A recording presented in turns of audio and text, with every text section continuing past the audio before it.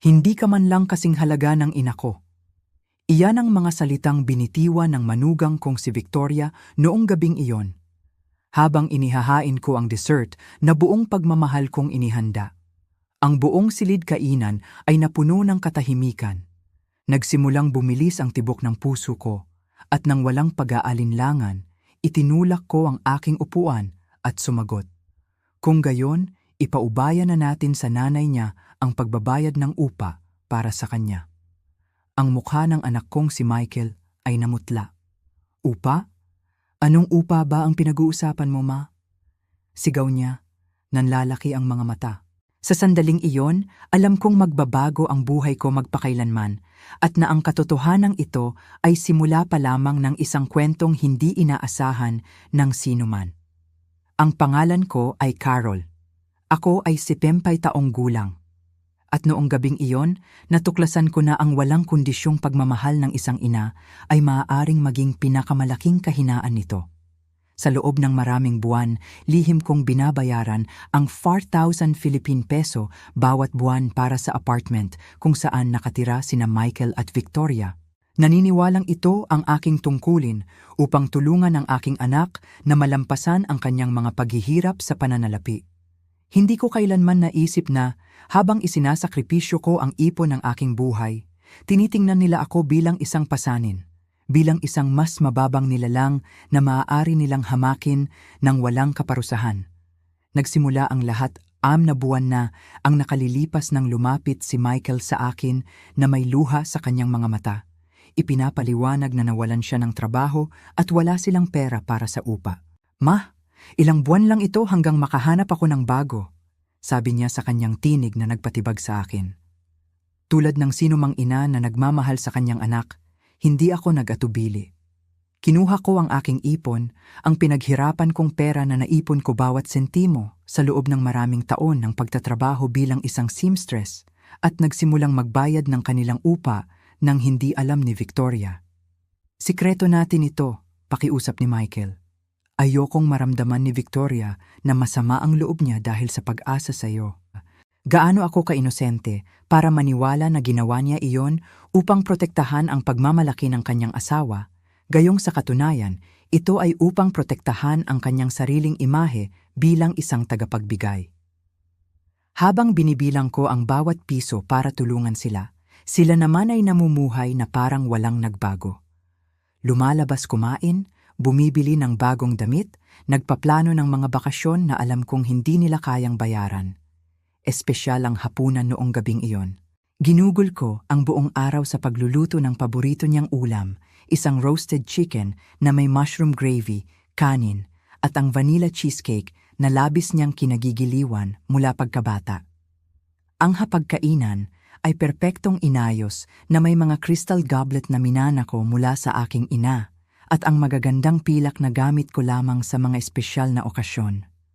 Dumating si Victoria na nakasuot ng isang eleganteng pulang damit at sapatos na malamang ay mas mahal pa kaysa sa buwanang grocery bill ko. Mula sa sandaling pumasok sila, napansin ko ang pagkakaiba sa hangin.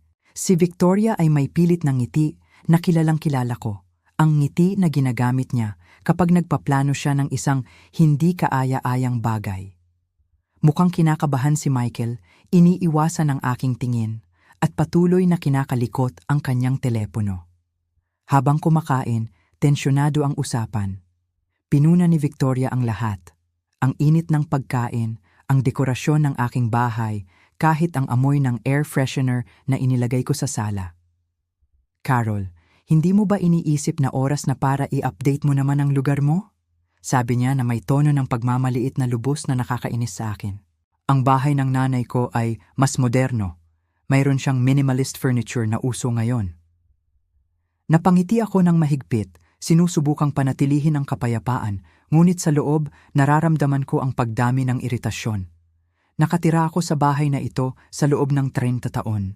Bawat bagay ay may alaala. Bawat sulok ay nagkukwento ng aking buhay. Nang dumating ang oras para sa dessert, inakala kong maaari na kaming magkaroon ng isang kasiyasyang sandali. Inihanda ko ang cheesecake ng buong pagmamahal, naaalala kong paano nilamon ni Michael ito noong bata pa siya, kung paano niya sinabi sa akin na ako ang pinakamagaling na kusinera sa mundo. Ngunit sa halip na pasasalamat, ang natanggap ko ay ang mga salitang tumusok sa aking kaluluwa na parang mga tinik. Hindi ka man lang kasing halaga ng ina ko. Ang epekto ng mga salitang iyon ay parang sampal sa mukha. Natigilan ako, ang kutsara ng dessert ay nakalutang sa hangin. Nararamdaman ang lahat ng emosyong bumabaha sa aking lalamunan. Tiningnan ako ni Victoria na may malupit na ngiti na parang hinihintay niya ang buong gabi para sa tamang sandali upang saktan ako. Yumuko si Michael, umiiwas sa aking mga mata, at sa sandaling iyon, naintindihan ko na alam na niya ang plano ng kanyang asawa na sabihin, "Pasensya ka na?" Nagawa kong sabihin sa nanginginig na boses, bagaman sa kaibuturan ng aking puso, alam kong narinig ko siya ng perpekto. Nag-lean back si Victoria sa kanyang upuan na may pekeng karangyaan na parang siya ang nagmamay-ari ng aking sariling tahanan at inulit ang mga salita ng may mas matinding kalupitan. "Narinig mo ako, Carol. Ang nanay ko ay isang matagumpay, independyenteng babae na nagtayo ng sarili niyang imperyo. Hindi niya kailanman kinailangan ang kahit sino. Mayroon siyang kumpanya, bahay sa dagat, mga biyahe sa Europa. Ikaw, ang alam mo lang ay magluto at magtahi." Bawat salita ay parang hampas ng martilyo sa aking puso. Naalala ko ang lahat ng tao na nagtrabaho ako mula Mayber ng umaga hanggang 11 ng gabi. Nagtahi ng mga prom dress, nag-adjust ng mga wedding suit, nag-embroider ng mga tablecloth para sa mga kasal ng ibang tao, habang hindi ko kailanman nakuha ang pagkakataong planuhin ang sarili ko. Naalala ko ang mga gabing walang tulog noong maliit pa si Michael at nilalagnat. Paano ko ibinenta ang ilang piraso ng alahas ko para punduhan ang kanyang edukasyon sa kolehiyo? Paano ako nagtrabaho ng dobleng shift para mayroon siyang lahat ng kailangan niya? "Victoria, pakiusap?" Mahinang bulong ni Michael, ngunit hindi sapat na lakas upang tunay na ipagtanggol ako. Ang dalawang salitang iyon ay mas masahol pa sa katahimikan dahil kinukumpirma nila na sumasang-ayon siya sa kanyang asawa na siya ay naging bahagi ng planong kahihiyan na ito. Ang aking anak, ang batang lalaki na minsang nagsabi sa akin na ako ang kanyang bayani, ngayon ay hinahayaan akong tratuhin na parang isang serbidora sa sarili kong tahanan. "Hindi, Michael. Hayaan mo akong tapusin." Patuloy ni Victoria na may mataas na boses na ginagamit niya kapag gusto niyang magtunog na mas mataas. "Kailangan marinig ng nanay mo ang katotohanan. Ang nanay ko ay hindi kailanman papayagan ang kanyang anak na mabuhay sa ganitong kahirapan." Ginawa niya ang isang mapanlait na kilos na itinuturo ang paligid ng aking dining room, kung saan may napakaraming magagandang alaala. Tinulungan sana niya kami na makakuha ng mas maganda, hindi kami pinananatili sa kahirapan sa kanyang maling kabaitan. Doon mismo, may nasira sa loob ko.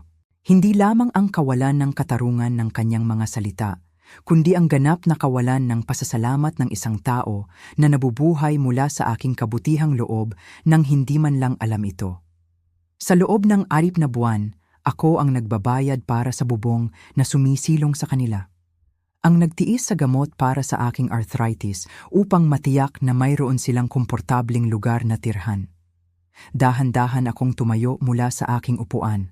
Nararamdaman ang adrenaline na dumadaloy sa aking 70 taong gulang na ugat na may lakas na hindi ko naramdaman sa loob ng maraming taon. "Sige na, Victoria," sabi ko ng may katahimikan na nakagulat kahit sa aking sarili.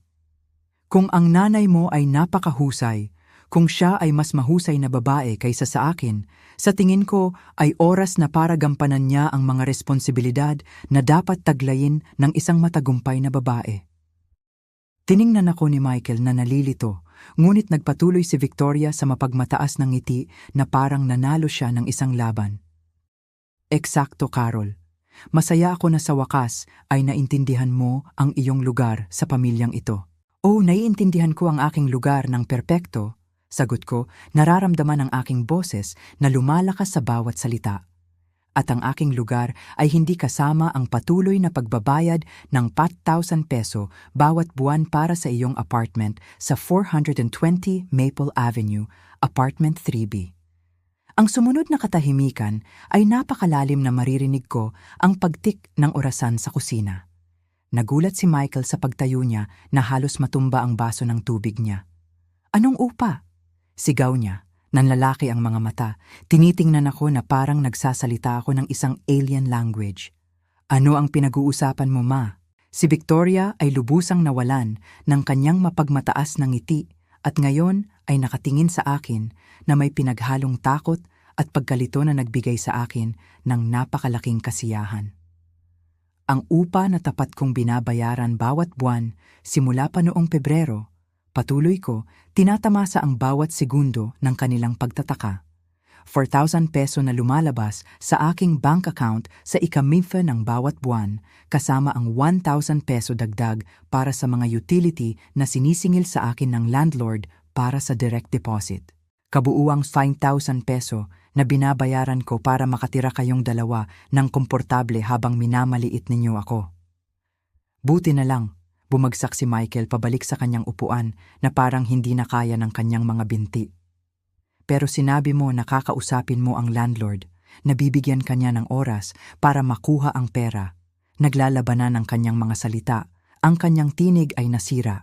Si Victoria ay nakatingin sa kanya nang may galit na hindi ko pa nakikita, na parang siya ang may kasalanan sa pagsira ng kanyang sandali ng kaluwalhatian.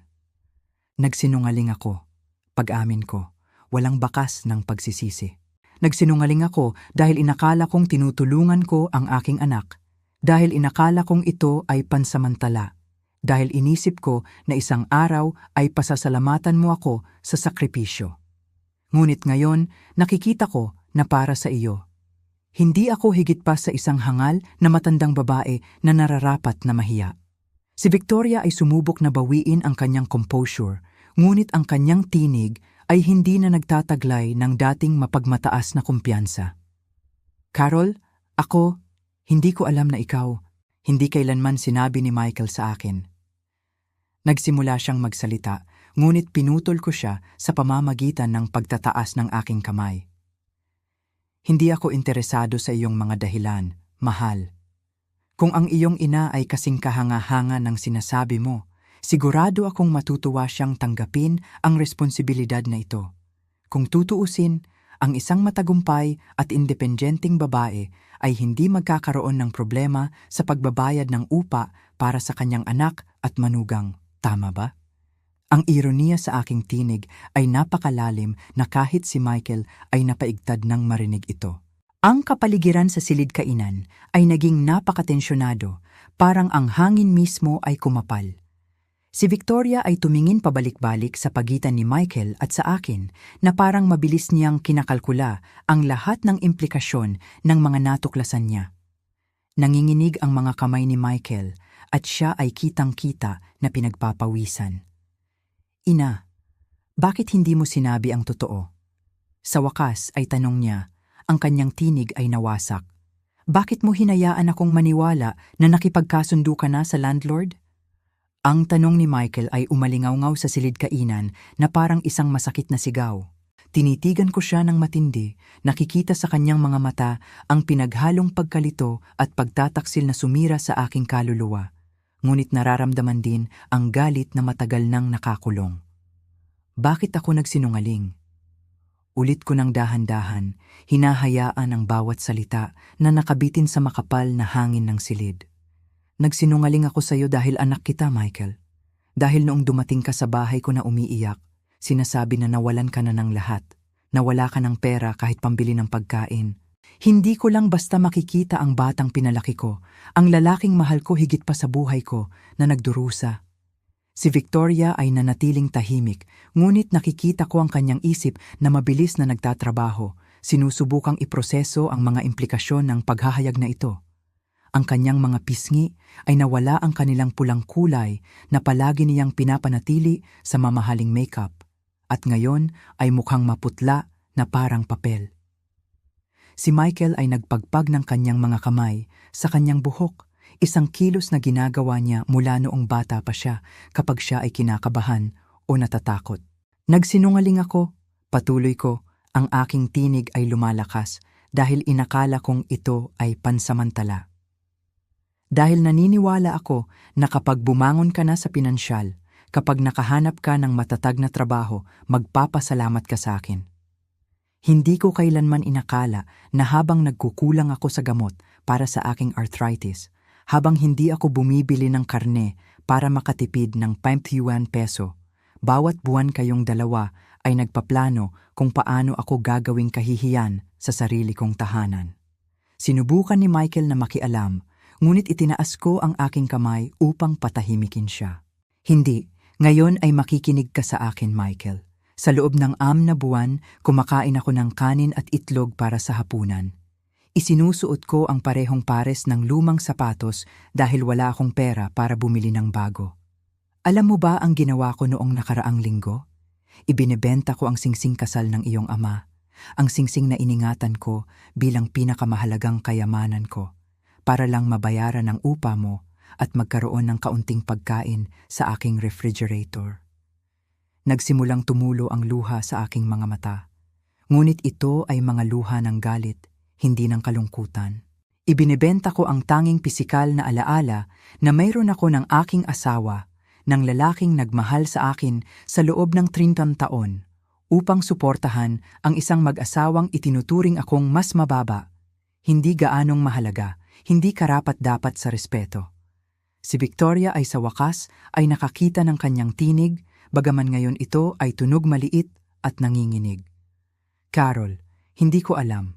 Hindi kailanman sinabi ni Michael na ikaw ang nagbabayad, ngunit pinutol ko siya ng tingin na maaaring matunaw ang bakal.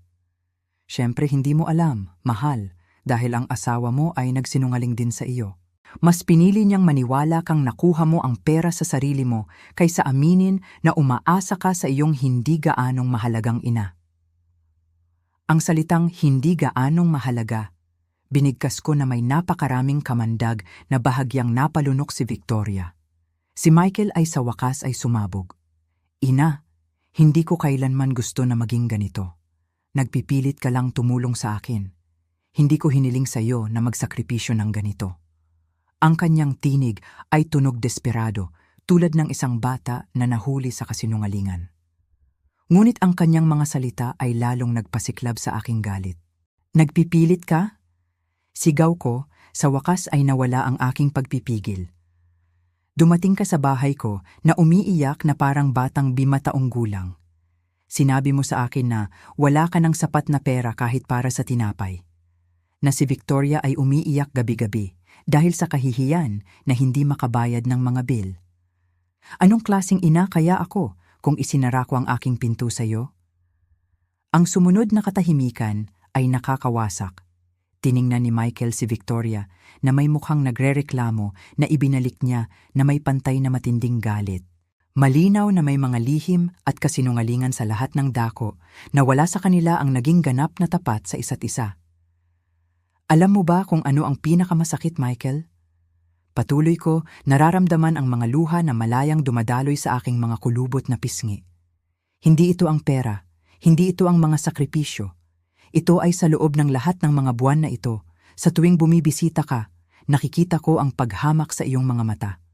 Pinuna ni Victoria ang aking bahay, ang aking pagkain, ang aking mga damit, ang aking ugali nang hindi alam na pera ko ang nagbabayad para sa kanyang bubong. At ikaw, hinayaan mo siya. Sinubukan ni Michael na lumapit sa akin, ngunit umalis ako ng isang hakbang. Ina, pakiusap, hayaan mo akong magpaliwanag. Walang dapat ipaliwanag. Pinutol ko siya ng mariin.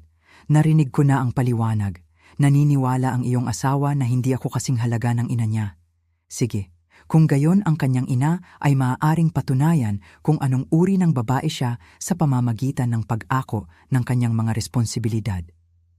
Si Victoria ay sa wakas ay nakahanap ng lakas na magsalita, bagaman ang kanyang tinig ay nanginginig pa rin. Carol, ang mga salita ko, sabi ko sila sa sandali ng nagagalit ako sa ibang mga bagay. At nagagalit sa ibang mga bagay? Pinutol ko siya sa isang mapait na tawa.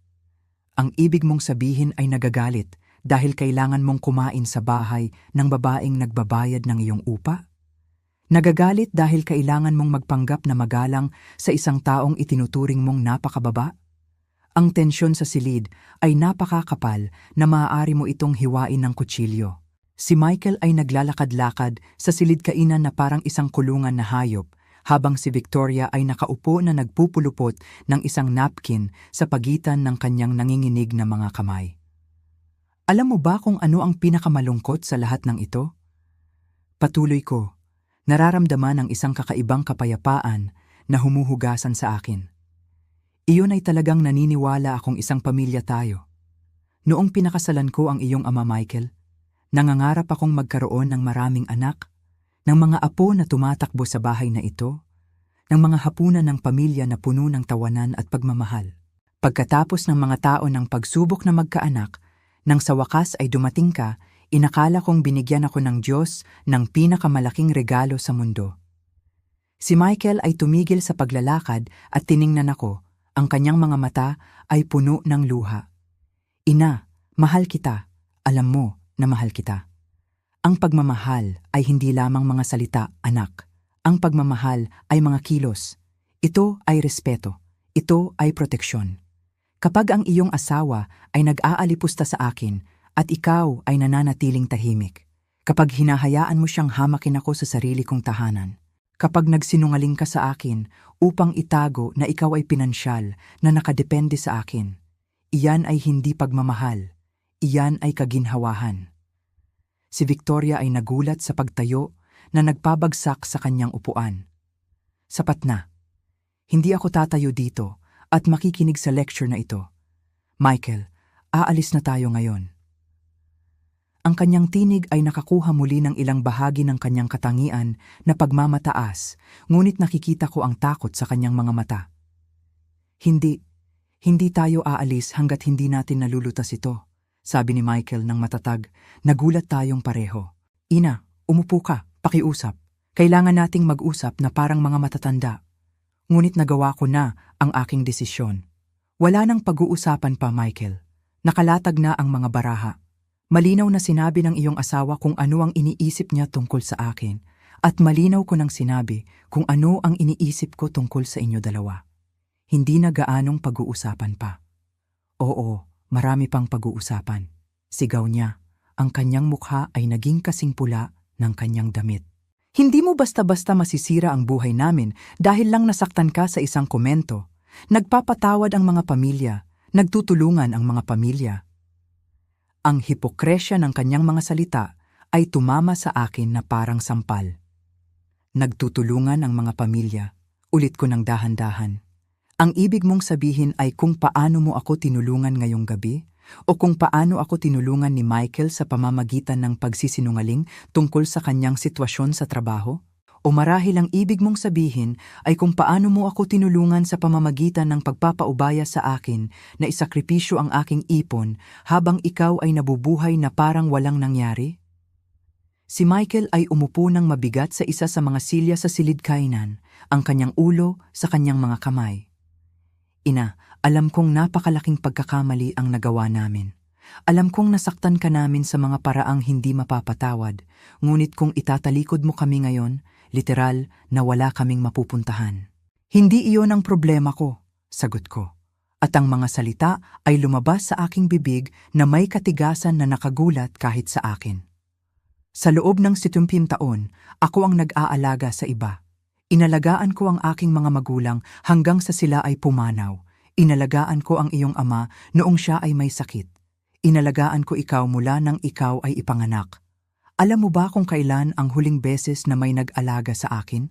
Kailan ang huling beses na may nag-alala sa aking kapakanan? Ang sumunod na katahimikan ay malalim at masakit. Michael ang nagtaas ng kanyang ulo at tumingin sa akin na may ekspresyon na hindi ko nakita mula noong siya ay isang maliit na bata. Ang halo ng pagkakasala at pag-unawa na lumabas kapag sa wakas ay naintindihan niya na nakagawa siya ng isang bagay na napakasama. Hindi kailanman, pag-amin niya, ang kanyang tinig ay halos hindi marinig. Hindi ko kailanman inalala ang pag-aalaga sa iyo. Palagi ko lang inakala na nandyan ka, na palagi kang magiging maayos, na palagi kang magkakaroon ng lakas upang malutas ang mga problema ng lahat. Si Victoria ay tila nawawalan ng pasensya sa emosyonal na pag-uusap na ito. Tapos na sa melodrama. Carol, ikaw ang ina. Responsibilidad mong tulungan ang iyong anak. Hindi mo basta-basta mapagpasyahan na ayaw mo nang maging ina. Ang mga salitang iyon ang huling patak. Lumapit ako kay Victoria hanggang sa ilang pulgada na lang ang layo sa kanyang mukha. At nang magsalita ako, ang aking tinig ay napakababa at nagbabanta kaya't siya ay kusang umurong. Huwag mo akong sasabihan kung anong uri ng ina ko dapat. Naging ina ako sa loob ng 35 taon. Isinakripisyo ko ang aking kabataan, ang aking mga pangarap, ang aking mga pagkakataon, ang aking pera, ang aking kalusugan, lahat para sa aking anak. Ano ang isinakripisyo mo? Ang iyong mga beauty treatment, ang iyong mga sapatos na nagkakahalaga ng 8,000 peso? Sinubukan ni Victoria na sumagot, ngunit nagpatuloy ako nang hindi nagbibigay sa kanya ng pagkakataon. Ang pagiging ina ay hindi nangangahulugang pagiging walang katapusang ATM. Ang pagiging ina ay hindi nangangahulugang pagtanggap ng kahihiyan at kawalan ng respeto. Ang pagiging ina ay nangangahulugang pagtuturo sa iyong mga anak na maging responsable, independyente at magalang na mga tao. At sa bagay na iyon, malinaw na ako ay nabigo. Si Michael ay nagulat sa pagtayo, nagpapabagsak sa kanyang upuan. Huwag mong sabihin yan. Naging mahusay kang ina. Ako ang problema. Ako ang nabigo. Oo, Michael, nabigo ka. Ngunit nabigo rin ako sa pagpapaubaya na magpatuloy ito ng matagal. Sa pagpapahintulot sa iyo na maging isang lalaki na nagsisinungaling sa kanyang asawa, nagsisinungaling sa kanyang ina, pinapayagan ng babaeng nagluwal sa kanya na mahiya. Ang mga luha ay dumaloy sa aking mga pisngi, ngunit ang aking tinig ay nanatiling matatag. Si Victoria ay nagsimulang maglakad-lakad sa silid kainan na parang isang nakakulong na hayop. Ito ay isang bangungot. Ito ay isang dyablo na bangungot. Ang mga biyenan ay dapat tumulong sa kanilang mga manugang na babae. Tayo ay dapat maging isang pamilya. Pamilya? Pinutol ko siya sa isang mapait na tawa. Kailan mo ako tinuring na parang pamilya, Victoria? Kailan mo ipinakita sa akin ang respeto, pagmamahal, konsiderasyon? Mula nang makilala mo si Michael, tinuring mo akong parang hadlang, parang isang abala na kailangan mong tiisin upang mapanatiling masaya ang iyong asawa. Hindi totoo iyan, protesta niya, ngunit ang kanyang tinig ay kulang sa paniniwala. Hindi totoo ba? Tanong ko, nakapamaywang. Naalala mo noong nakaraang Pasko nang imungkahi mong mas mabuting para sa inyo na ipagdiwang ang mga pista opisyal ng mag-isa dahil hindi ko nauunawaan ang mga modernong tradisyon? Naalala mo noong nag-alok akong magluto para sa iyong anibersaryo at sinabi mong mas gusto mo ang mas sopistikado? Naalala mo noong pinuna mo ako sa pagsusuot ng paborito kong violet na damit dahil ang mga babae sa edad ko ay dapat magsuot ng mas diskreto na mga kulay? Bawat halimbawa na inilista ko ay parang isang maliit na saksak at nakikita ko si Michael na nanginginig sa bawat alaala. Siya ay naroroon sa lahat ng mga okasyong iyon, narinig ang bawat masasakit na komento at hindi kailanman nagsabi ng isang salita bilang pagtatanggol. Victoria, patuloy ko, hindi mo kailanman gustong maging bahagi ng pamilyang ito. Gusto mo ang pamilyang ito na mawala upang magkaroon ka ng Michael para sa iyong sarili. Well, congratulations. Mukhang makukuha mo mismo ang gusto mo. Si Michael ay lumapit sa akin. Ang kanyang mga mata ay puno ng luha. Ina, pakiusap bigyan mo ako ng pagkakataong itama ito. Kakausapin ko si Victoria. Hihingi ako ng propesyonal na tulong. Makakahanap ako ng trabaho. Kailangan ko lang ng oras. Oras? Ulit ko ng mahina. Michael, binigyan na kita ng 35 taon ng oras. Binigyan na kita ng pagkakataon, pagkatapos ng pagkakataon, pagkatapos ng pagkakataon. Gaano pa katagal ang kailangan mo para maging lalaki na dapat kang maging? Si Victoria ay tumigil sa paglalakad at ngayon ay nanonood sa amin na may mapagkalkulang ekspresyon.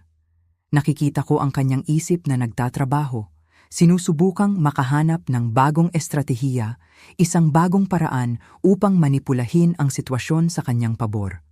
Sige, Sa wakas ay sinabi niya na may kakaibang kalmadong tinig.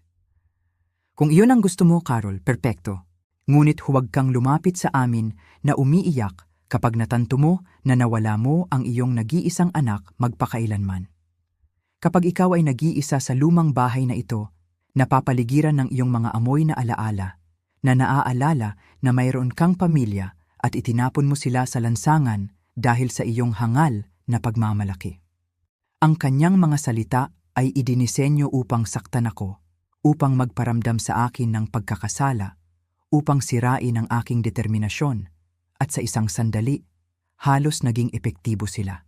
Ang imahe ng pagiging nag-iisa sa bahay na ito, nang walang mga bisita, walang mga tawag sa telepono, walang sino mang nangangailangan sa akin ay nakakatakot. Ang mga salita ni Victoria ay umalingaw-ngaw sa silid-kainan na parang isang sumpa na sadyang dinisenyo upang atakihin ang aking pinakamalaking takot, ang kalungkutan. Sa isang sandali, ang larawan na kanyang ipininta ay nanatili sa aking isipan. Nakita ko ang aking sarili sa walang laman na bahay na ito nang walang tawanan ng mga apo na hindi kailanman dumating. Walang mga tawag sa telepono tuwing linggo. Walang sino mang nakakaalala ng aking kaarawan. Ang katahimikan ay lumawak sa pagitan namin na parang isang malagkit na sapot at naramdaman ko si Michael na nanonood sa akin. Naghihintay na bumagsak ang aking determinasyon. Ngunit pagkatapos ay may nangyari na hindi pangkaraniwan. Sa halip na makaramdam ng pagpanik o kawalan ng pag-asa, nakaramdam ako ng isang malalim, nagpapalaya na kapayapaan. Alam mo ba kung ano pa, Victoria? Sabi ko ng dahan-dahan, tinatamasa ang bawat salita. Mas gugustuhin ko pang mag-isa at payapa kaysa samahan at mapahiya. Mas gusto ko ang aking mga lumang alaala ng isang masayang kasal at mga taon ng tapat na trabaho kaysa sa paglikha ng mga bagong alaala ng kasinungalingan at kawalan ng respeto. Si Victoria ay kumislap ng ilang beses na parang hindi niya inaasahan ang tugon na iyon. Ang panga ni Michael ay bumagsak at nakita ko siyang dahan-dahang napoproseso na ang kanyang huling card ng blackmail sa emosyon ay ganap na nabigo. Higit pa rito, patuloy ko, nararamdaman ang bagong enerhiya na dumadaloy sa aking mga ugat. Hindi ako magiging kasing lungkot ng inaakala mo. Kahit kahapon lang, nakatanggap ako ng tawag na nagpabago sa lahat. Ngunit kayong dalawa ay abala sa pagpaplano kung paano ako gagawing kahihiyan ngayong gabi kaya hindi ko sinabi sa inyo. Steven Herrera ang tumawag sa akin. Ang pangalan ay bumagsak sa silid-kainan na parang isang nuclear bomb. Si Michael ay namatay at sa unang pagkakataon sa gabi, si Victoria ay ganap na walang imik. Si Steven ay ang aking kasintahan noong college years, ang lalaking kinasal ko sana bago ko makilala ang ama ni Michael. Siya ay isang ambisyoso, matalinong tao na nagpasya na lumipat sa Estados Unidos upang hanapin ang mas magagandang oportunidad nang piliin kong manatili at magsimula ng isang pamilya. Steven Herrera? Bulong ni Michael, ang kanyang tinig ay nawasak. Ang Steven mula sa mga larawan? Ang iyong kasintahan sa kolehiyo? Dahan-dahan akong tumango, tinatamasa ang hitsura ng ganap na pagkabigla sa kanilang mga mukha. Siya nga. Nalaman na pagkatapos ng 40 taon ng pagbuo ng isang engineering firm sa California, pagkatapos magpalaki ng 3 matagumpay na anak at mawala ang kanyang asawa, 2 taon na ang nakalilipas. Nagpasya siyang hanapin muli ang kanyang mga dating kaibigan. Natagpuan niya ako sa pamamagitan ng social media at nag-uusap kami sa telepono sa nakalipas na 2 linggo. Si Victoria ay sa wakas ay nakahanap ng kanyang tinig, bagaman ito ay tunog na parang nasakal. Anong ibig mong sabihin ay nag-uusap kayo? Ang kanyang mukha ay nagkaroon ng isang berdeng kulay na hindi kakit-akit. Eksakto ang ibig kong sabihin. Araw-araw kaming nag-uusap, naaalala ang mga lumang panahon, nagkukwentuhan tungkol sa aming mga buhay, sa aming mga natupad at hindi natupad na pangarap. At kagabi, binigyan niya ako ng isang alok na nagpasabog sa akin. Lumapit si Michael sa akin na may mga hakbang na nag-aalangan. Anong uri ng alok, ina?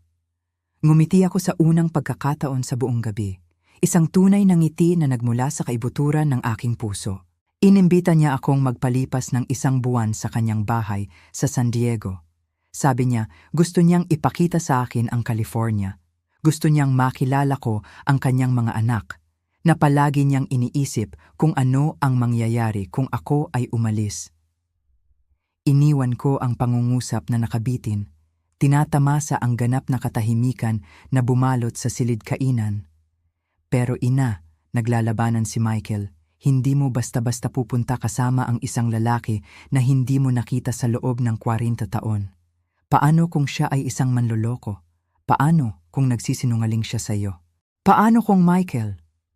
Pinutol ko siya na may pagiging matatag na nakagulat sa akin. Paano kung siya ay maging isang sinungaling tulad mo? Paano kung gamitin kanya tulad ng ginawa mo? Hindi bababa sa Steven. Magkakaroon ako ng pakikipagsapalaran.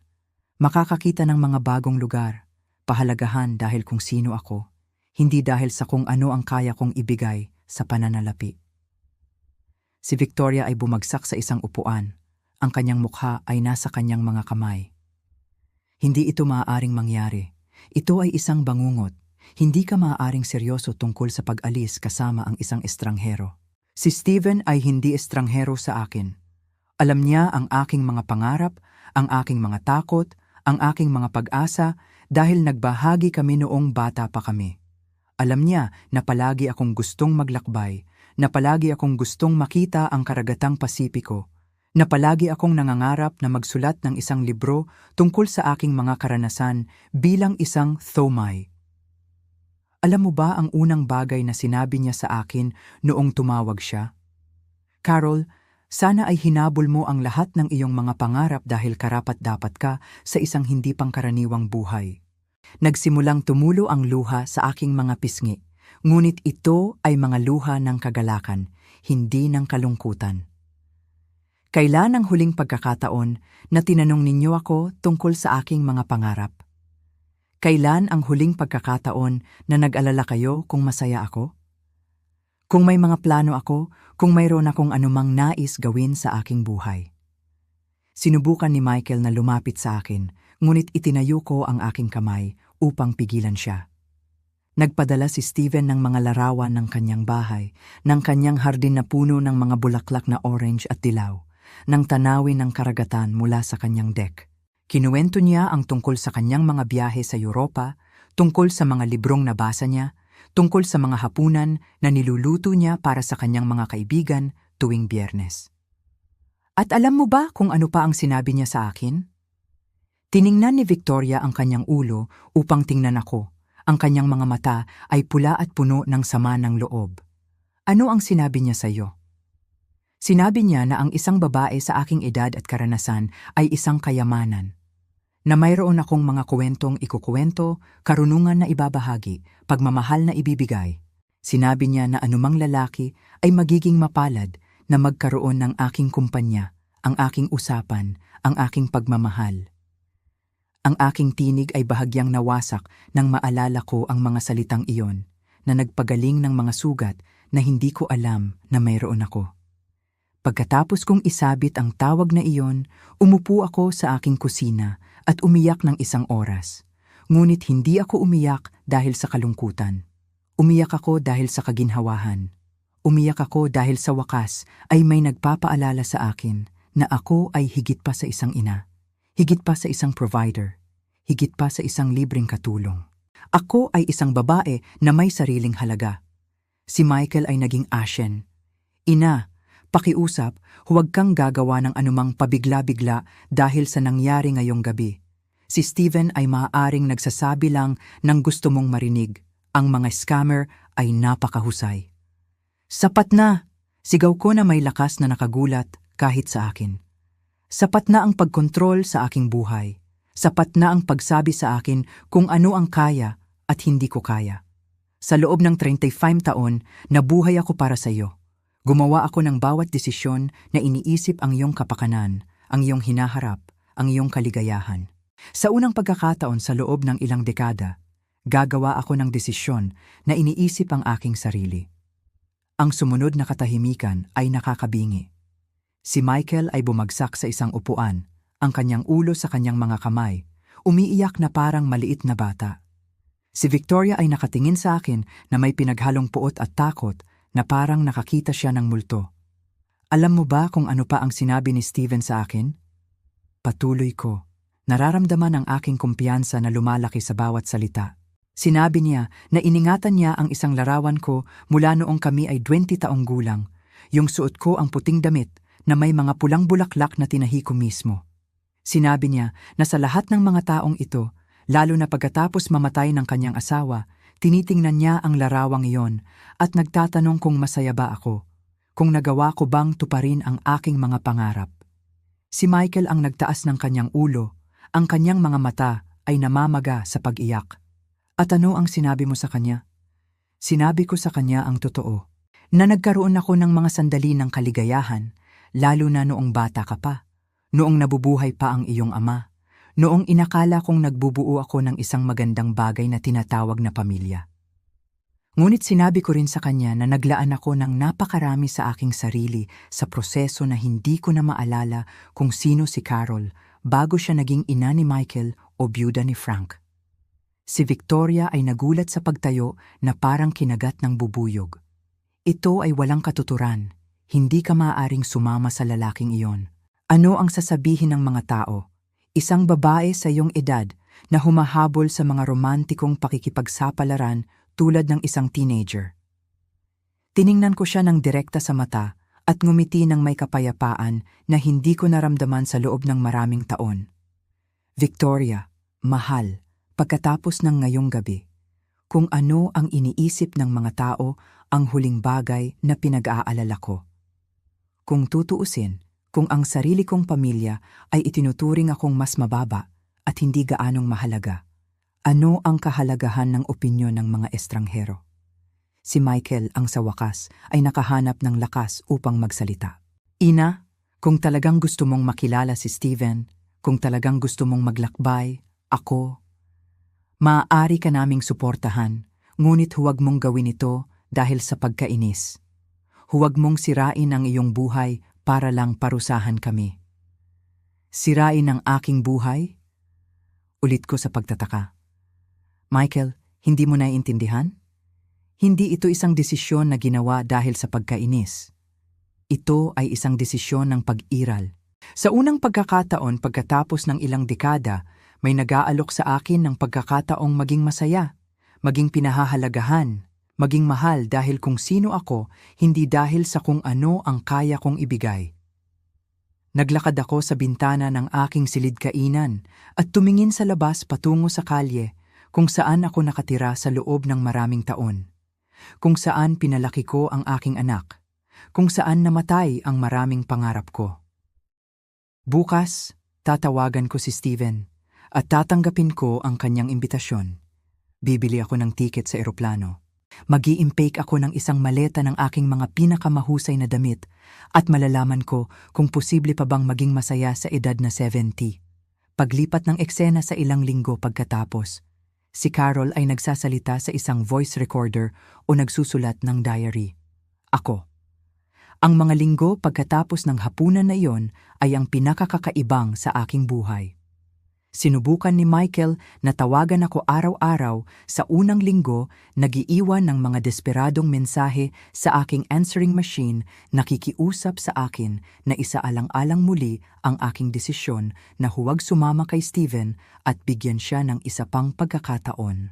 Si Victoria, sa kabilang banda, ay hindi man lang nag-abala na makipag-ugnayan sa akin na parehong masakit at nagpapalaya. Hindi bababa sa alam ko kung saan ako nakatayo sa kanya. Kami ni Steven ay nag-uusap gabi-gabi sa telepono, mga pag-uusap na tumatagal ng ilang oras, tulad noong bata pa kami. Kinuwento niya ang tungkol sa kanyang buhay sa San Diego, tungkol sa kanyang trabaho bilang isang civil engineer, tungkol sa mga proyekto na kanyang itinayo sa buong California. Kinuwento ko sa kanya ang tungkol sa aking mga taon ng pagtahi, tungkol sa mga wedding dress na aking nilikha, tungkol sa mga kwento na bawat kliyente ay nagbahagi sa akin. Ito ay kakaiba at kahanga-hanga na maramdaman na interesante muli, na maramdaman na may nagpapahalaga sa aking mga karanasan at mga alaala. Carol, sabi niya sa isa sa aming mga tawag sa hating gabi, Pinag-isipan kita ng 40 taon. Noong pinakasalan ko si Margaret, noong ipinanganak ang mga anak ko, noong itinayo ko ang aking kumpanya, palaging may bahagi sa akin na nag-iisip kung ano ang mangyayari kung naglakas loob akong sabihin sa iyo na sumama ka sa akin sa Amerika. Ang kanyang mga salita ay bumuhos sa akin ng init na hindi ko naramdaman sa loob ng ilang dekada. Steven, pinag-isipan din kita ng maraming beses, lalo na noong naging mahirap ang mga bagay-bagay, noong nagkasakit ang ama mo, noong nagsimulang magkaproblema si Michael. Nagtaka ako kung ano kaya ang buhay ko kung sumakay ako sa eroplanong iyon kasama mo. Well, sagot niya na may malalim na tawa na perpektong naaalala ko, hindi pa huli ang lahat para malaman, hindi ba? Ang tiket sa eroplano ay nakapatong sa aking bedside table, totoo at nahahawakan na parang pangako ng kalayaan. Pag-alis, Marso 15, destinasyon, San Diego, California. Si Steven ay nagpipilit na bayaran ang tiket, ngunit tinanggihan ko ang kanyang alok. Ito ang desisyon ko, ang aking pakikipagsapalaran, sabi ko sa kanya. Gusto kong bayaran ito gamit ang sarili kong pera. Ang pera na naipon ko sa loob ng ilang buwan sa pamamagitan ng pagtitipid sa gamot at disenteng pagkain. Pera na ngayon ay gagamitin ko para sa isang bagay na magpapasaya sa akin sa unang pagkakataon sa loob ng maraming taon. 3 araw bago ang aking biyahe, nagpakita si Michael sa aking pintuan. Mukha siyang hindi maganda, payat na may malalim na itim na bilog sa ilalim ng kanyang mga mata. Ang kanyang mga damit ay gusot na parang natulog siya sa mga iyon. Ina, pakiusap, kailangan nating mag-usap. Sabi niya na may tinig na nawasak na bumigay sa puso ko sa kabila ng lahat ng nangyari. Pinapasok ko siya ngunit pinanatili ang aking distansya sa emosyonal. Nasaan si Victoria? Tanong ko habang gumagawa ako ng kape sa aking maliit na kusina. Sa bahay ng mga magulang niya, sagot niya, nakaupo ng mabigat sa aking upuan sa kusina. Umalis siya noong 1 linggo. Sabi niya, hindi niya kaya nakasama ako kung wala akong trabaho, kung hindi ko kayang panatilihin ang kanyang lifestyle na nararapat sa kanya. Tumawa siya ng mapait. Lumabas na ang kanyang superior na ina ay hindi gaanong superior pagdating sa pagtulong sa pananalapi. Sabi nila, ayusin mo ang sarili mo. Nakaramdam ako ng isang kirot ng kasiyahan na hindi partikular na marangal, ngunit isang bagay na hindi ko napigilan. At ano ang gagawin mo ngayon? Naghahanap ako ng trabaho ng desperado. Nag-apply ako kung saan-saan, mga opisina, restaurant, tindahan, construction, kahit ano. Handa akong gawin ang lahat. Itinaas niya ang kanyang ulo upang tingnan ako at nakakita ako ng isang bagay sa kanyang mga mata na hindi ko nakita sa loob ng maraming taon. Tunay na kababaang loob. Nagsimula na rin akong magpunta sa therapy. Nakahanap ako ng community center na nag-aalok ng libreng serbisyo. Masaya akong marinig iyan, Michael, sabi ko. At totoo iyon. Iyon ay isang mahalagang hakbang. Tinulungan ako ng therapist na maunawaan ang maraming bagay tungkol sa aking sarili na hindi ko gustong makita. Tinulungan niya akong maunawaan na naging emotional at financial parasite ako, hindi lang sa iyo, kundi sa lahat ng nagtangkang tumulong sa akin. Ang kanyang mga salita ay tunog na parang rehearsed, na parang pinraktis niya ang talumpating ito ng maraming beses sa harap ng salamin. At ano ang natutunan mo partikular? Tanong ko, mausisa kung talagang nagkaroon ng pagbabago o kung ito ay isa na namang manipulasyon. Nag-pause si Michael upang sumagot. Kinakabahan na kinakalikot ang kanyang tasa ng kape. Natutunan ko na hindi ko kailanman natutunan ang maging responsable dahil palagi kang nandyan para iligtas ako. Hindi mo kasalanan. Mabilis niyang idinagdag nang makita niya ang aking ekspresyon. Akin, ngunit ang pattern ay naitakda ng maaga at hindi ko kailanman sinikapang sirain ito. Dahan-dahan akong tumango. At si Victoria, ano ang natutunan mo tungkol sa iyong relasyon sa kanya? Na hindi pagmamahal ang naramdaman ko para sa kanya. Ito ay emotional dependency. Nagustuhan ko na siya ay demanding at kritikal dahil binibigyan ako nito ng mga dahilan para hindi lumaki. para manatiling isang bata na nangangailangan ng kanyang ina para iligtas siya. Nag-pause siya at tumingin ng diretso sa aking mga mata. Ina, alam kong hindi ko karapat-dapat sa iyong pagpapatawad. Alam kong sinira ko ang ating relasyon, ngunit kailangan kong malaman mo na sa unang pagkakataon sa aking buhay na adulto, nakikita ko ang mga bagay ng malinaw. At ano ang eksaktong nakikita mo? Tanong ko ng maingat. Nakikita ko ang isang 70 taong gulang na babae na nag-alay ng kanyang buong buhay para sa isang anak na hindi kailanman nagpasalamat sa kanya. Nakikita ko ang isang babae na nagpagod sa kanyang mga kamay upang bigyan ako ng edukasyon at mga oportunidad na aking sinayang. Nakikita ko ang isang babae na karapat-dapat na maging masaya, karapat-dapat na pahalagahan, karapat-dapat na habulin ang kanyang sariling mga pangarap pagkatapos ng mga dekada ng paghahabol sa aking mga pangarap. Ang kanyang mga salita ay nagpalipat-lipat sa akin, ngunit nagpataas din ng aking pag-iingat. Michael, natutuwa akong marinig na nagre-reflect ka sa mga bagay na ito, ngunit ang mga salita ay madali. Ang tunay na pagbabago ay nangangailangan ng oras at tuloy-tuloy na pagkilos. Alam ko, sabi niya, masiglang tumatango, at hindi ako nandito para hilingin sa iyo na kanselahin ang iyong biyahe. Hindi ako nandito para humingi ng pera o tulong. Nandito ako para sabihin sa iyo na patutunayan ko sa pamamagitan ng mga kilos na kaya kong magbago kahit na hindi ka na dito para makita ito. Anong ibig mong sabihin? Si Michael ay tumayo at nagsimulang maglakad-lakad sa aking maliit na kusina. Nakuha ko ang trabaho sa isang cleaning company. Ito ay night shift, maliit ang sahod, ngunit ito ay tapat at pinapayagan ako nitong manirahan sa isang maliit na silid na inuupahan ko malapit sa downtown. Nag-aaral din ako ng mga online class para makakuha ng certification sa accounting. Tiningnan ko siya na may tunay na pagkamangha. Kailan mo ito napagpasyahan? Ang gabi pagkatapos ng ating hapunan. Nang umuwi ako at nagsimulang sumigaw si Victoria sa akin dahil sa pagsira sa ating pinansyal na sitwasyon, may sumabog sa loob ko.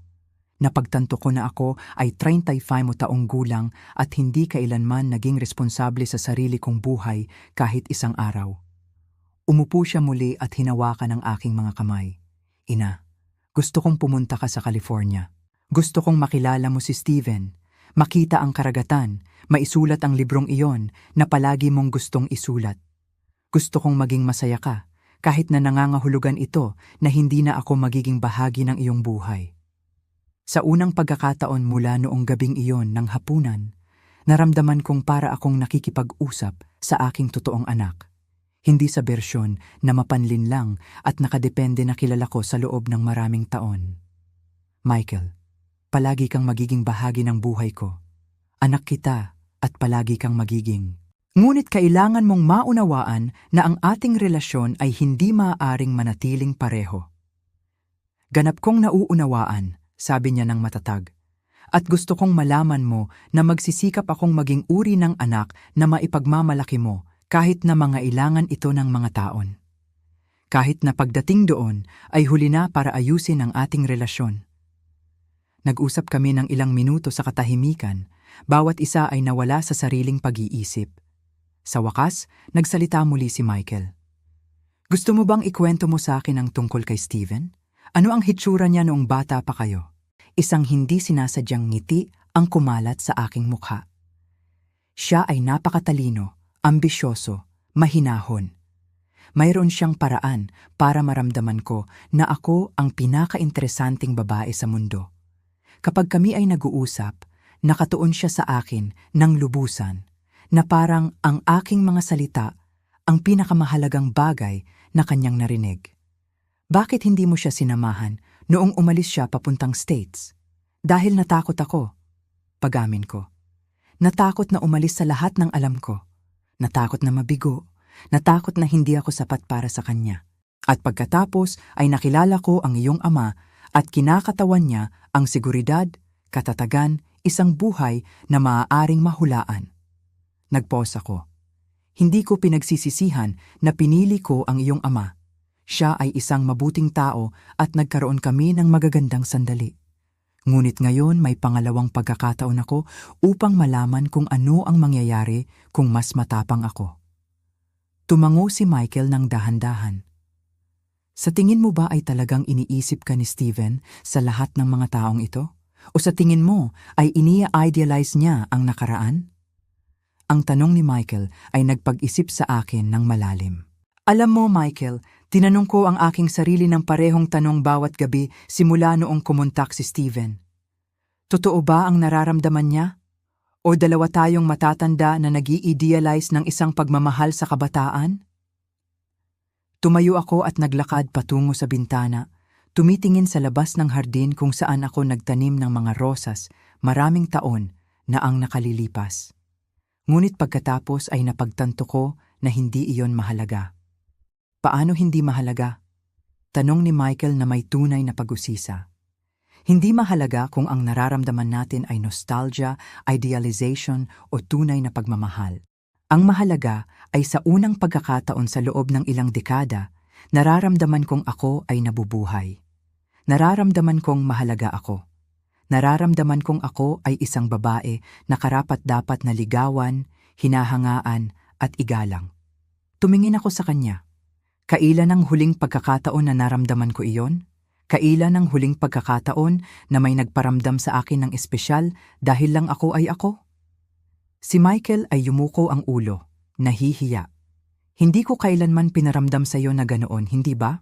Palagi ko lang inakala na ikaw ay laging nandyan, na palagi kang magiging available kahit paano ko pakitunguhan ka. Eksakto. At hindi lang ikaw, Michael, ang iyong ama rin sa pagtatapos ng aming kasal ay nagsimulang makita ako bilang babaeng nagluluto, naglilinis at nag-aalaga sa kanya noong siya ay may sakit. Huminto ako sa pagiging Carol at naging asawa lang ni Frank. At pagkatapos ay ina ni Michael. Sa sandaling iyon, tumunog ang aking telepono. Si Steven ang tumatawag sa oras na napagkasunduan natin gaya ng dati. Tiningnan ko si Michael na tumango upang sagutin ko. "Hello, mahal," sabi ni Steven sa telepono at agad kong naramdaman ang pamilyar na init na kumakalat sa aking dibdib. "Kumusta ang araw mo?" "Interesante," sagot ko, nakangiti sa kabila ng tensyon. "Nandito ang anak ko. Michael, gusto mo bang batiin si Steven?" Si Michael ay namatay sandali ngunit pagkatapos ay dahan-dahang tumango. Ibinuksan ko ang telepono sa speaker. "Steven, si Michael ito, ang anak ko. Michael, si Steven Herrera ito." "Kumusta, Michael?" sabi ni Steven na may mainit na tinig at walang bakas ng pagka-awkward. "Marami nang ikinukwento ang nanay mo tungkol sa iyo. Mahirap para sa iyo na ang iyong ina ay nagpaplano ng biyaheng ito." Si Michael ay nagpakawala ng isang kaba. "Oo, sir. Ito ay komplikado, ngunit nagsisimula na akong maunawaan na ang aking ina ay karapat-dapat na maging masaya, kahit na nangangahulugan ito ng malalaking pagbabago sa ating buhay." "Napakamatang responso, Michael," sabi ni Steven na may pag-apruba. "Sasabihin ko sa iyo ang isang bagay, Michael. Mayroon akong 3 anak, lahat ay nasa hustong gulang na at inabot sila ng maraming taon upang maunawaan na ang kanilang mga magulang ay mga buong tao na may sariling mga pangangailangan at kagustuhan, hindi lamang mga walang hanggang tagapagbigay ng suporta at mapagkukunan." Tumingin si Michael sa akin na may pagtataka. Malinaw na hindi niya inaasahan na si Steven ay magiging diretsyo ngunit kasing unawain. "Ginoong Herrera," patuloy ni Michael, "maaari ko bang itanong kung ano ang iyong mga intensyon sa aking ina?" Si Steven ay tumawa ng mahina. "Iyon ay isang makatarungang tanong. Ang aking mga intensyon ay kilalanin ang babaeng naging babae na minahal ko 40 taon na ang nakalilipas. Ang aking mga intensyon ay ipakita sa kanya ang magagandang lugar, ipakilala siya sa aking mga anak, lutuan siya, pakinggan ang kanyang mga kwento, at marahil kung pareho naming mapagpasyahan, bumuo ng isang malalim na pagkakaibigan o higit pa." "At paano kung hindi maging maayos ang mga bagay-bagay tulad ng inaasahan mo?" tanong ni Michael. "Kung gayon, magkakaroon tayo ng magandang pakikipagsapalaran. Magsasara tayo ng isang kabanata na naiwang bukas sa loob ng mga dekada. At ang iyong ina ay magkakaroon ng isang napakalaking bakasyon sa California. Walang presyon, Michael. Walang hindi makatotohanang mga inaasahan. Dalawang matatandang tao lamang ang nagbibigay sa kanilang sarili ng pagkakataong muling matuklasan ang kagalakan. Si Michael ay kitang-kita na nakarelax. Salamat sa pagiging tapat, sir. Tawagin mo akong Steven, pakiusap. At ngayon, kung hindi ka makapagbigay dahilan, gusto kong makipag-usap sa iyong ina ng mag-isa sandali. Tumango si Michael at pumunta sa living room. Binibigyan ako ng privacy para sa aking phone call. Paano ang pakiramdam mo pagkatapos makipag-usap sa kanya? Tanong ko kay Steven kapag kami na lang dalawa. Masarap ang pakiramdam ko. Mukhang isang batang lalaki na dumadaan sa isang panahon ng paglago. Iyan ay nagsasalita ng mabuti tungkol sa kung paano mo siya pinalaki, Carol. Ang mga batang hindi kailanman nahaharap sa mga paghihirap ay hindi kailanman natututong maging matatag. Ang kanyang mga salita ay mas nagpapasigla sa akin kaysa sa inaasahan ko. Steven, sigurado ka bang gusto mong isama ang isang babae na may ganito karaming drama sa pamilya sa iyong tahimik na buhay? Carol, mahal, lahat tayo ay may drama sa pamilya sa ating edad. Isa sa mga anak kong lalaki ay nag-divorce noong nakaraang taon at lumipat muli sa aking bahay kasama ang kanyang dalawang maliliit na anak. Ang aking anak na babae ay dumadaan sa krisis sa kalagitnaan ng buhay at tumatawag umiiyak tuwing Martes. Ang aking bunsong anak ay nakikipaglaban sa isang adiksyon sa video game na nakakaapekto sa kanyang kasal. Tumawa siya ng mahina. Ang drama sa pamilya ay bahagi ng buhay. Ang pagkakaiba ay kung paano natin ito hinahawakan. At paano mo ito hinahawakan? May malinaw na mga hangganan, may matigas na pagmamahal, at sa pamamagitan ng palaging pag-alala na ang aking mga anak ay mga nasa hustong gulang na responsable sa kanilang sariling mga desisyon at mga kahihinatnan. Isang bagay na mukhang natututunan mo rin. Pagkatapos isabit kay Steven, nagpatuloy kaming nag-usap ni Michael hanggang hating gabi. Kinuwento niya ang mas maraming detalye tungkol sa kanyang therapy, tungkol sa kung paano siya natututong kilalanin ang mga pattern ng pag-uugali na inuulit niya sa loob ng maraming taon nang hindi niya napagtanto. Alam mo ba kung ano ang pinakamahirap tanggapin sa therapy? Tanong niya sa akin habang umiinom kami ng pangalawang tasa ng kape. Ano iyon? Na hindi lang dahil tamad or immature ako. Ito ay dahil nagkaroon ako ng emotional addiction sa pagiging rescued. Sa tuwing may nagsosolve ng problema para sa akin, sa tuwing binibigyan ako ng pera o inilalabas ako sa kagipitan, nakakaramdam ako ng uri ng euphoric relief, para itong droga. Ang kanyang mga salita ay malalim na tumatak sa akin. At paano mo gagawing masira ang addiction na yon? Sa pamamagitan ng pagharap sa mga kahihinatnan ng aking mga kilos nang hindi naghahanap ng rescue. Nang mawala ko ang huling trabaho, ang unang reaksyon ko ay tumakbo sa iyo na may malungkot na kwento. Ngunit sa pagkakataong ito, sa halip, natulog ako sa aking sasakyan sa loob ng 3 araw hanggang sa makuha ko ang trabaho sa paglilinis. Natulog ka sa iyong sasakyan? Tanong ko na may automatikong pag-aalala ng ina.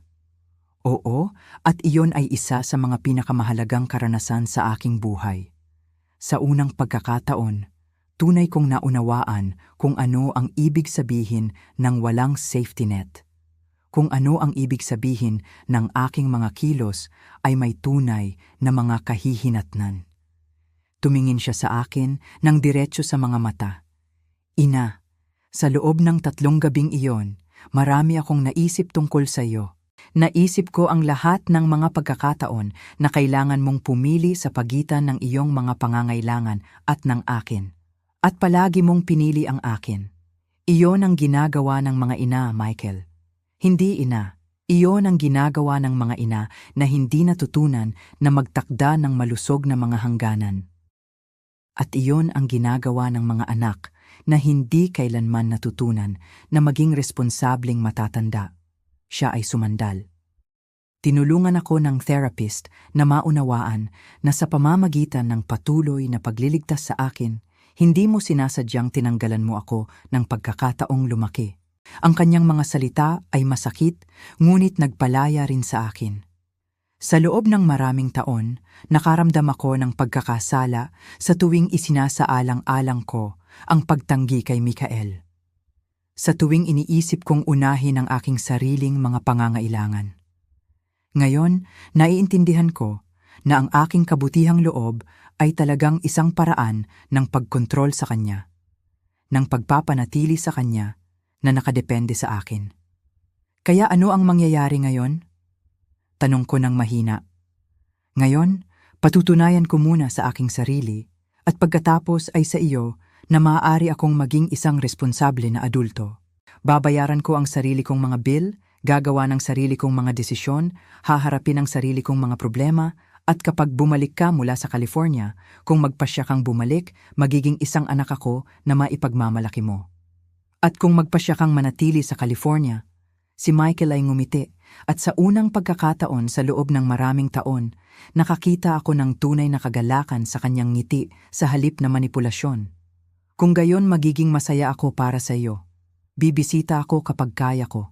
Tatawagan kita bawat linggo at isa sa buhay ko ang aking sariling buhay. Alam na ang aking ina ay sa wakas ay isinasabuhay ang kanya. Dumating ang araw ng aking pag-alis na may malinaw na kalangitan at banayad na simoy na tila bumubulong ng mga pangako ng mga pakikipagsapalaran na darating. Maagang dumating si Michael upang ihatid ako sa airport at sa unang pagkakataon sa loob ng maraming taon, walang tensyon sa pagitan namin. Nagdala siya ng mga bulaklak, isang maliit na buke ng puting daisies na alam niyang paborito ko, at isang selyadong sulat. Huwag mo itong buksan hanggat hindi ka pa nasa eroplano, sabi niya na may isang nakakahiya na ngiti. Ito ay isang bagay na kailangan kong sabihin sa iyo, ngunit mas madali para sa akin na isulat kaysa sabihin. Sa biyahe papuntang airport, nag-usap kami tungkol sa mga pang-araw-araw na bagay, ang panahon, ang balita, ang kanyang mga plano para sa linggo. Ito ay isang normal na pag-uusap sa pagitan ng isang ina at anak, isang bagay na hindi namin nagawa sa loob ng maraming taon. Walang mga pakiusap, walang drama, walang pagtatangka sa emosyonal na manipulasyon, isang tahimik na pag-uusap lamang sa pagitan ng dalawang matatanda na nagmamahalan ngunit sa wakas ay nauunawaan ang malusog na mga hangganan. Ina, sabi niya nang makarating kami sa airport, gusto kong malaman mo na anuman ang mangyari sa California, sulit na ito. Nakikita kitang ganito, nakikita kitang nasasabik, kinakabahan, masaya, hindi ko nakita ang pagganda mo ng ganito sa loob ng maraming taon. Tinulungan niya akong ilabas ang aking maleta mula sa kotse, isang maleta na maingat kong inimpake kasama ang aking mga pinakamahusay na damit, kasama ang isang bagong coral pink na binili ko, lalo na para sa biyaheng ito. Sa airport, naglakad si Michael kasama ako hanggang sa security gate. Nang dumating ang oras ng pagpapaalam, nagyakap kami na may intensidad na hindi namin naibahagi mula noong siya ay isang maliit na bata. Mahal kita, ina, pulong niya sa aking tainga. Magsaya ka, umibig ka, maging masaya ka. Mas karapat-dapat ka kaysa kahit sino sa mundo. Mahal din kita, anak, at ipinagmamalaki ko ang lalaki na iyong nagiging. Nasa eroplano na, binuksan ko ang sulat ni Michael na may nanginginig na mga kamay. Ang kanyang sulat kamay na palaging madumi ay mukhang mas mature, mas maingat. Ina, sa mga nakaraang araw na ito, iniisip ko ang lahat ng mga pagkakataon na naging bayani ka nang hindi ko man lang napapansin. Noong nagtrabaho ka ng dobleng shift para bayaran ang mga libro ko. Noong ibenta mo ang iyong bagong sewing machine para bilhan ako ng bisikleta. Noong nagkunwari kang hindi gutom para mas marami akong makain. Noong hindi ka natulog buong gabi para alagaan ako noong ako ay may sakit. Lahat ng mga sandaling tahimik na pagmamahal na tinanggap ko na lang. Ngayon naiintindihan ko na ang pagiging ina ay hindi nangangahulugang isakripisyo ang iyong sarili hanggang sa mawala ka. Ito ay nangangahulugang magmahal ng sapat upang turuan ang independensya. Ito ay nangangahulugang maging matapang na hayaan kang umalis kapag oras na. Salamat sa pagmamahal mo sa akin ng sapat upang hayaan akong lumaki. Lumipad ka ng mataas, ina, parehong literal at figuratively. Sa lahat ng aking pagmamahal at paggalang, Michael.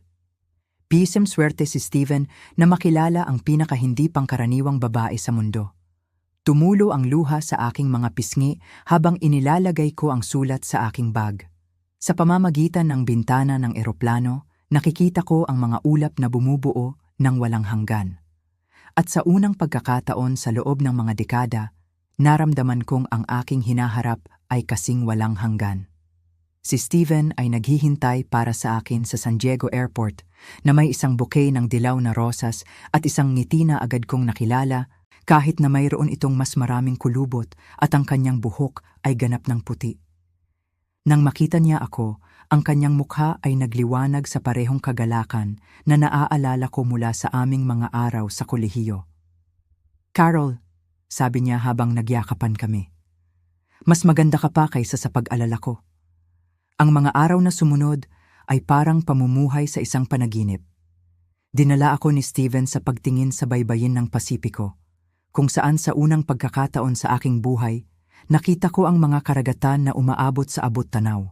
Ipinakilala niya ako sa kanyang mga anak na sumalubong sa akin na may tunay na init na nagpalipat-lipat sa akin. Ang kanyang bunsong anak na babae, si Carmen, ay nagsabi sa akin, "Hindi pa ngumingiti ng ganito si Papa mula noong namatay si Mama. Salamat sa pagpapanumbalik ng saya sa kanya." Nagluluto si Steven para sa akin bawat gabi. Mga komplikadong hapunan na aming tinatamasa sa kanyang deck habang pinapanood ang paglubog ng araw.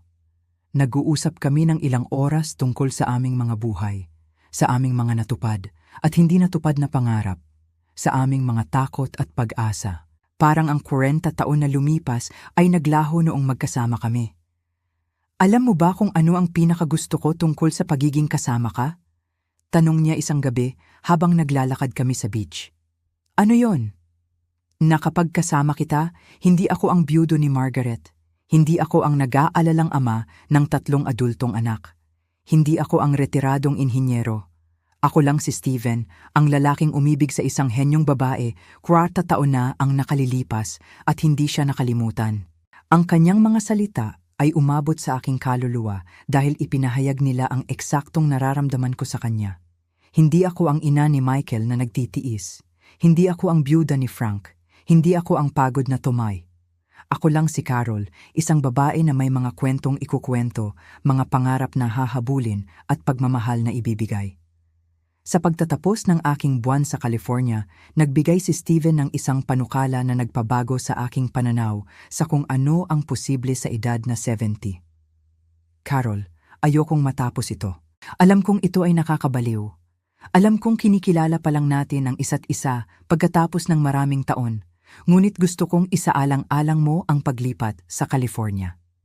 Hindi para magpakasal ka agad, hindi para manirahan ng magkasama kung ayaw mo, ngunit upang bigyan natin ang ating sarili ng pagkakataong bumuo ng isang magandang bagay sa yugtong ito ng ating buhay." Ang aking unang reaksyon ay isipin ang lahat ng mga dahilan kung bakit ito ay imposible. Ang aking bahay, ang aking iilang kaibigan, ang aking buhay sa bahay. Ngunit pagkatapos ay naisip ko si Michael, ang kanyang sulat, ang kanyang mga salita tungkol sa paglipad ng mataas. Naisip ko si Victoria na malamang ay hindi kailanman gumalang sa akin. Naisip ko ang lahat ng mga taon na nabuhay ako para sa iba, ipinagpapaliban ang aking sariling mga pangarap.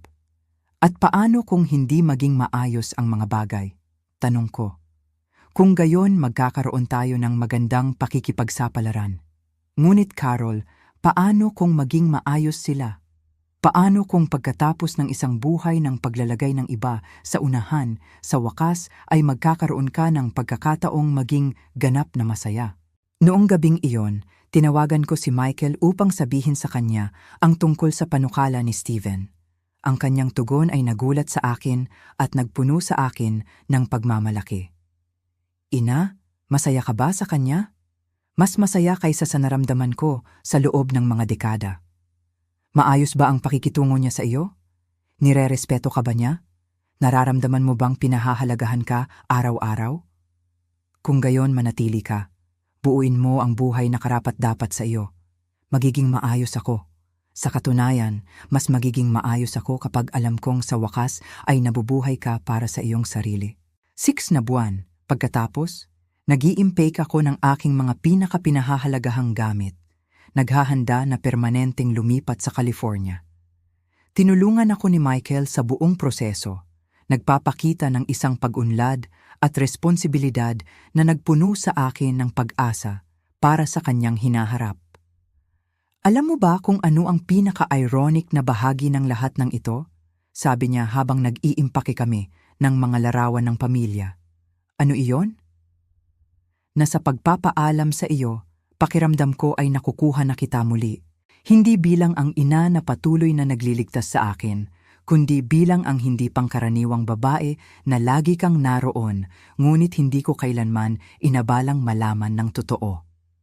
Habang isinusulat ko ang kwentong ito mula sa deck ni Steven, pinapanood ang karagatang Pasipiko at naghihintay sa kanya na bumalik mula sa pamilihan kung saan siya pumunta upang bumili ng mga sangkap para sa hapunan na aming lutuin nang magkasama, nagmumuni-muni ako sa lahat ng nagbago.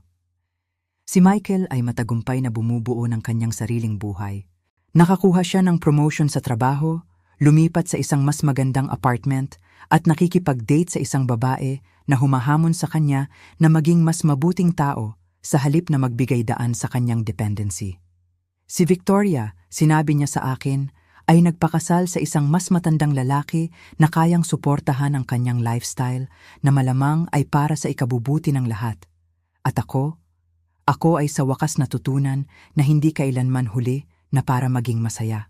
Natutunan ko na ang pagmamahal sa sarili ay hindi pagiging makasarili, ngunit ang pundasyon para sa pagmamahal sa iba sa isang malusog na paraan.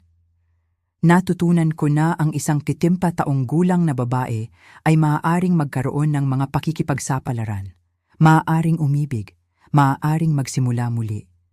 Kami ni Steven ay ikinasal noong nakaraang buwan sa isang maliit na seremonya sa beach kasama ang kanyang mga anak at si Michael bilang mga saksi. Umiyak si Michael sa buong seremonya, ngunit ito ay mga luha ng kagalakan. Hindi ko kailanman inakala na makikita ko ang aking ina na magpakasal para sa pagmamahal, sinabi niya sa akin pagkatapos. Palagi kong inakala na ang iyong kasal sa tatay ay para lamang sa kaginhawahan at pamilya.